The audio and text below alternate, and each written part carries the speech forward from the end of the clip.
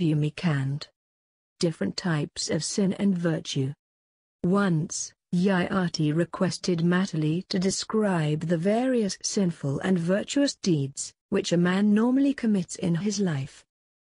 Matali replied, "One who criticizes the Vedas and follows the religion of others after abandoning his own or torments virtuous people is a grave sinner. Similarly, not respecting one's parents, not giving dakshina to a Brahmin after the completion of a Shraddha ceremony, studying the scriptures in an impure physical state are some other sinful deeds. One who obstructs a hungry man from having his food or thirsty person from quenching his thirst commits a sin similar to that of killing a Brahmin." Matali described some other types of sins. Backbiting, seeing faults with others and demeaning their efforts, acquiring others' land by unfair means, killing innocent animals, having illicit relationship with women other than one's wife, telling lies, showing disrespect to the guests etc., are considered to be sinful deeds. Describing about the various types of virtuous deeds, Matali said, "Non-violence, forgiveness, truthfulness, devotion towards God, benevolence, abstinence, oblation and meditation are some of the virtuous deeds. Donating food grains, domesticated animals like horse, cow etc., giving water to a thirsty person are some other types of virtuous deeds. A person who donates wooden sandals a needy Brahmin attains to the heaven. Worshipping Lord Shiva or Lord Vishnu enables a man to attain to the Shivaloka or Vishnululoka respectively. King Yayati propagates Vaishnavadharma. King Yayati was the son of Nahusha and a descendant of Soma dynasty. He was a great devotee of Lord Vishnu and had contributed a lot in the propagation of Vaishnavadharma. Yayati had sent many emissaries in all directions to propagate Vaishnavadharma. During Yayati's reign his subjects were prosperous and were free from any kind of sorrow. Peace prevailed everywhere and people did not experience any natural calamity like drought or famine. King Yayati enjoyed an unbelievably long life of 1,00,000 years. He was blessed with eternal youth and his appearance was enough to give an inferiority complex to a young man. All this, he had attained by the virtue of his supreme devotion towards Lord Vishnu. Indra was very scared of Yayati's increasing popularity and feared that if his virtuosity remained intact, he would very soon become the ruler of heaven. Indra instructed Kamadeva and Rati to find some means so that King Yayati could be enticed by human weaknesses like lust and infatuation. Kamadeva, accompanied by other Gandharvas, went to Yayati's palace and sought his permission to stage a play. Yayati gave his permission and the play commenced. Rati appeared on the stage as a beautiful woman and was successful in corrupting the thoughts of Yayati.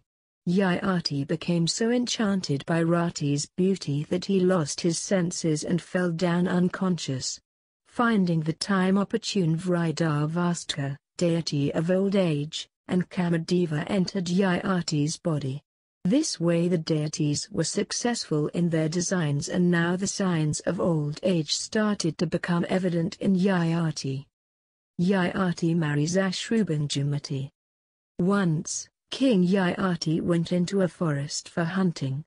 He saw a stag, which had 4 horns and chased it.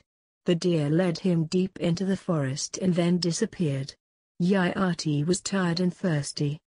He saw a lake and decided to quench his thirst. First of all he took his bath and then drank sweet water from the lake. As Yayati was relaxing at the bank of that lake, he heard a sweet voice singing a song.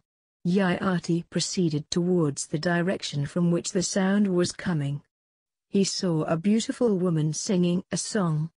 Her companion accompanied the beautiful woman. Yayati became enchanted by the divine beauty of that woman and wanted to marry her. The beautiful woman's companion told Yayati that her friend could marry him only after he shared the signs of his old age.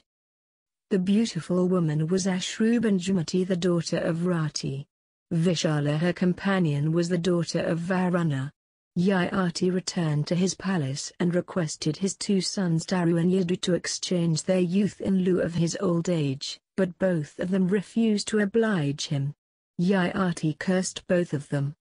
Yayati had a son Puru from his wife named Sharmishtha. When he made the same request to Puru, he agreed without any hesitation. Yayati became pleased with Puru and appointed him as his successor. Now, Yayati became young once again and went to meet ASHRUBINDUMATI.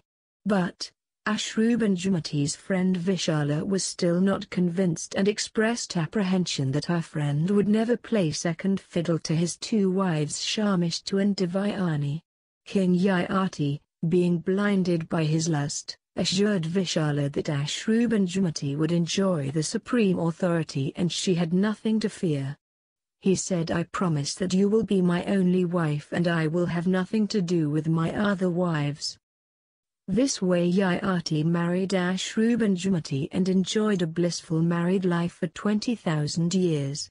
Once, ASHRUBINDUMATI expressed her desire of visiting all the divine places in Indraloka, Brahmaloka, Shivaloka, and Vishnululoka. Yayati took back his old age from Puru and returned his youth. He appointed Puru as his successor and instructed his subject to live peacefully. But the people wanted to be with Yayati, so all of them accompanied him to the heaven. Yayati visited all the divine places and ultimately attained Vishnululoka. KUNJAL, the enlightened parrot.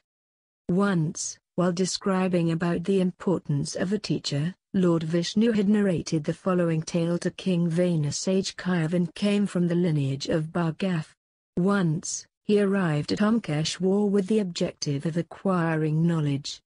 Since he was tired, he decided to take rest under the shade of a banyan tree. A parrot named KUNJAL lived on that tree. The parrot had 4 young ones, Ujjwal, Samujjwal, Vijjwal, and Kapinjal.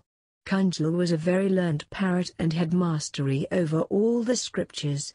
Once, Ujjwal requested KUNJAL to give discourse on various aspects of religiousness. KUNJAL said the whole world is full of sorrow. A man can be liberated from his sorrow by the means of salvation because salvation is free from sorrow. Salvation can be attained with the help of abstinence, self-control and having deep devotion in Lord Vishnu. The soul being enlightened is also called Paramatma.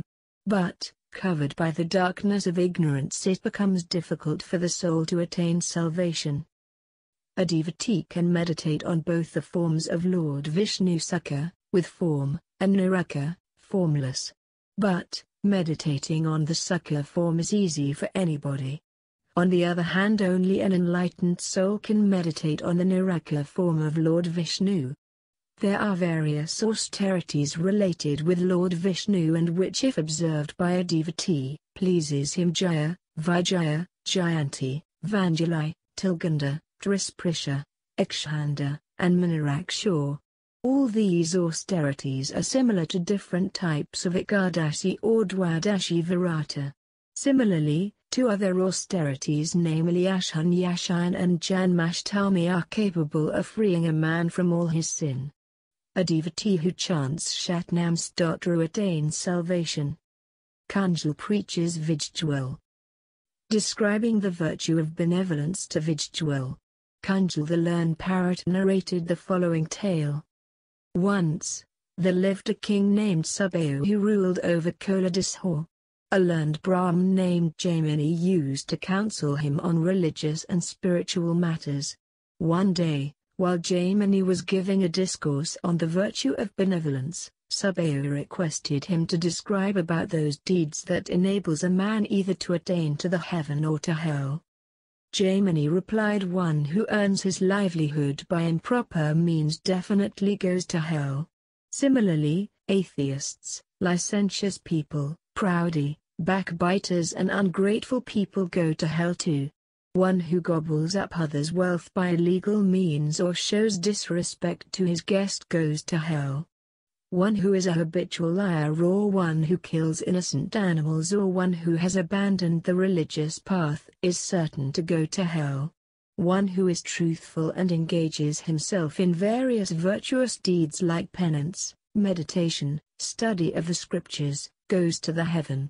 One who is respectful towards his elders and leads a virtuous life goes to the heaven.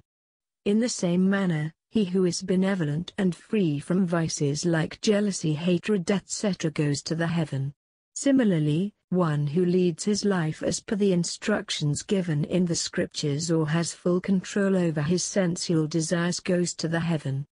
King Subahu was so impressed by Jaimini's preaching that he decided to spend rest of his life in the service of Lord Madhusudan.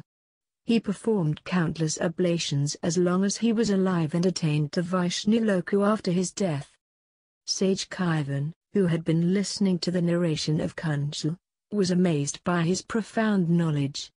He asked Kunjal, "O great soul, who are you? From where did you acquire such divine knowledge?" Kunjal, who remembered everything about his previous birth, said, "In my previous birth, I was the youngest son of a Brahmin named Vidyadhar. My name was Dharmashama. Seeing my dislike for study, my father became worried about my future. I used to waste my time loitering here and there. People used to make fun of my stupidity, which made me extremely sad. I decided to acquire knowledge but did not find anybody willing to teach me. In due course I became old but was still an idiot. One day, I was sitting in a temple cursing my fate. Suddenly, a sage arrived there and asked me as to what made me so sad. I narrated my woeful tale. The sage felt pity on my condition and blessed me with divine knowledge that made me capable of having advanced knowledge of all the future incidents of the world." Sage Kaivan was curious to know about the reason that made Dharmashama to be born as a parrot. Kunjal replied, "O Brahmin, a man is influenced by the company he keeps. The reason why I took birth as a parrot is related with an incident which occurred in my previous birth. Once, a wicked fowler, hunter of wildfowl, sold a parrot to a Brahmin who in turn presented it to me. With the passage of time I became very attached with the parrot and gradually deviated from my virtuous path. As a result, all my divine knowledge vanished and I became an idiot once again.